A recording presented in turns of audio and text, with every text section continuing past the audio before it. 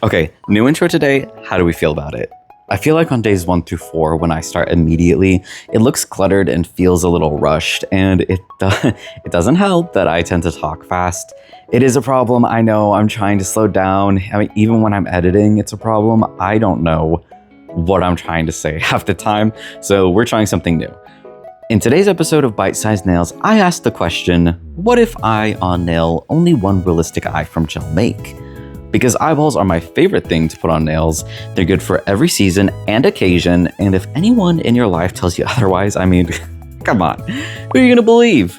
A loved one whom you cherish and value greatly, who has been with you at your greatest highs and lowest lows? Or some stranger on the internet that does spooky little nails? Yeah, that's what I thought. Anyways, I'm starting off with a flat white base. Next, I'm going to go in with a wash of gray. I'm stippling it around the edges because no eye is perfectly white, but I am a little too heavy-handed, so I try to brush some off, fail, and end up going back in with some rubbing alcohol in the middle to help thin it out, and it gives me the desired effect pretty quickly, so goated technique. I then take a purpley red that most definitely has an actual name for its color, and I stipple it over the edges again because no eye is perfectly gray-white, but I am once again too heavy-handed and go back in with some rubbing alcohol to remove some of the pigment. I want the eye to look irritated and jaundiced, so next I go in with my favorite red of all time from Beetles, and also a bit of yellow, which is the worst color of all time, and finally has a purpose after almost a year of having it. Throughout the video, you'll see me adding colors onto this purple metal lid I'm using as a nail stand and color palette, which I immediately regretted. I have a separate slice of geode I use as a color palette for a specific reason, and straying from routine was absolutely a mistake. Going in with black gel, I'm filling in the iris so that when I go in with color, it has a nice depth to it already. To make the color, I'm doing a very thin layer of blooming gel because I don't want to add thickness to the sides too much because I'm going to be sculpting directly on top of this even further. But then I am adding a caramel color, white, brown, and a drop of rubbing alcohol to the center, and adding more alcohol when the color spread starts to slow down. This is a very simple and fun way to get the sponge-like texture that you see inside of the iris. I used a lot of gel, so I had to keep adding more and more alcohol.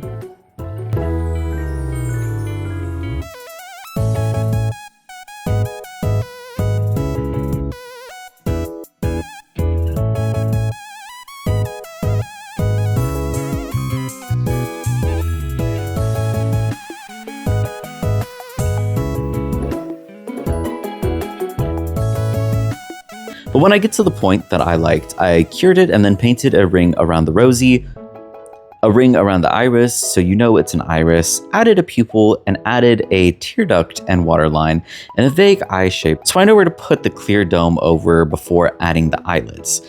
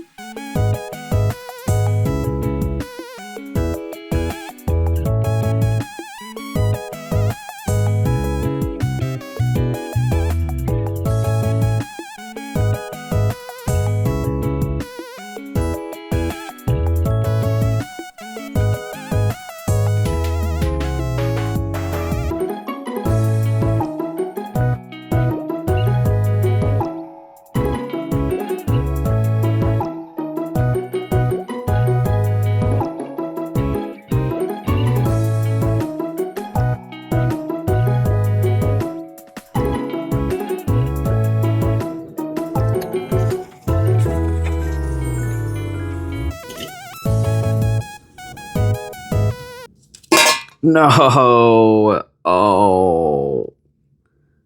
My nail was caught on something. Whatever.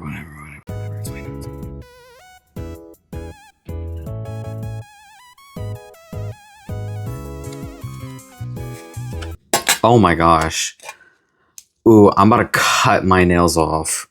Ooh, that made me mad. No, it's okay. It's okay. Calm down. It's fine. Everything's fine. You know what? I was thinking about using solid nail glue anyways to do the bulbous part of the eye, and maybe that was my sign to just do it because that's gonna send me into orbit. Yeah, I'm just gonna cure that, and we'll use something that's not liquid. I have my non-stick builder gel that I'll use for this part. I just want to cap the eye so that it's not flat, and whenever I sculpt the eyelids around it, it looks like how you would see the eye from the side. What a waste of my base coat, my rubber base coat. Oh my gosh, I'm so upset.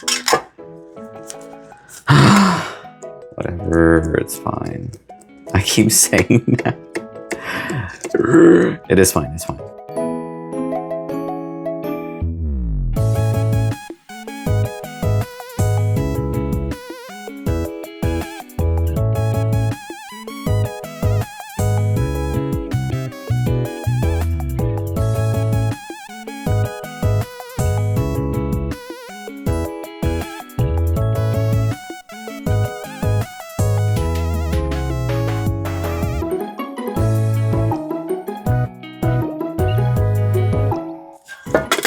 I was going to go in with some clear gel and sculpt out the eyelid because I thought it would be easier to paint. But after, I just don't want to mess with liquid gel right now. I'm going to use my model gel clay to sculpt out the lower and upper lid. And this way I can get some pretty good definition and texture.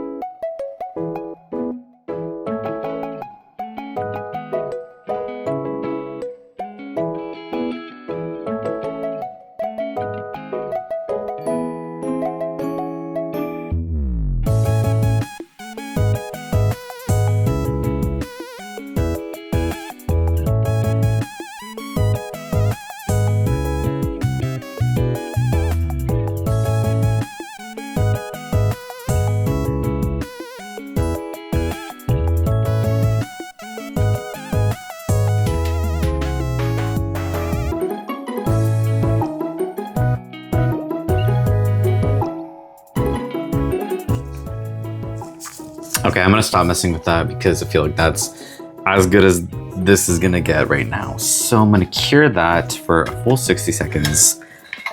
Because it's nail clay, I did do it pretty thin, so it should cure all the way through. But after that is done curing, I'm going to go back over it with the main colors that I used in the beginning. Oh, psych, I forgot that I wiped it all off because I was done with it. But I'm going to, I guess, compromise and use this light brown color. It's kind of the same tone as what I'd like, and then I'm gonna go over all over. I'm gonna go over it all with some tan eyeshadow. I will say that I'm pleasantly not surprised. I'm just pleasantly, I guess, with the pink model gel. Because it gives like how you know how if you pull down your eyelid, it's a pink rim because it's the inside of your body, which is crazy to think about, by the way. But I'm just gonna like quickly go past that. I don't want to think about it too long, but it gives that human skin effect, and I really like that.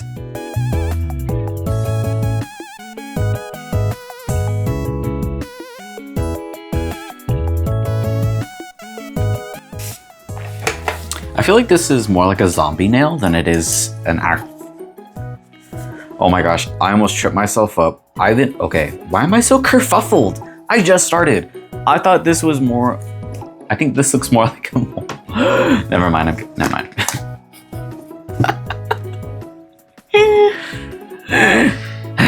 Okay.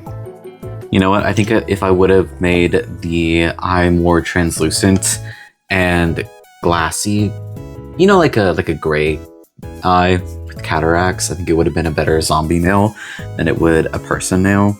Probably should have done that anyways because Halloween, but I think I just really wanted to try that alcohol method in regards to making an eyeball, like an actual eyeball and not just like a hint of an eyeball. So far, I'm very pleased with how this is turning out. I'm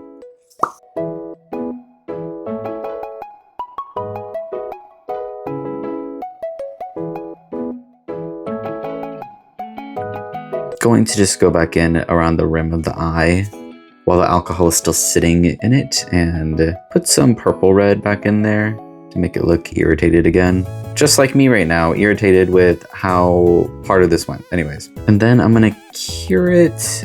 Debate putting eyelashes in anyways. I don't think I will. Now I'm going to go over it all in a matte top coat, and then I think I'm going to go back in and selectively choose which parts to make glossy, namely the center of the eye, the eyeball itself, and then we'll go into the final look. And this is the finished nail. I love how it came out so much. Definitely learned a few things, and I will be asking my sister if she has any false eyelashes she wants to sacrifice to the craft so it can look really real. But that's it from me today. Like and subscribe if you're into that sort of thing. Have a good day and night, wherever you are, and I will see you on day 6.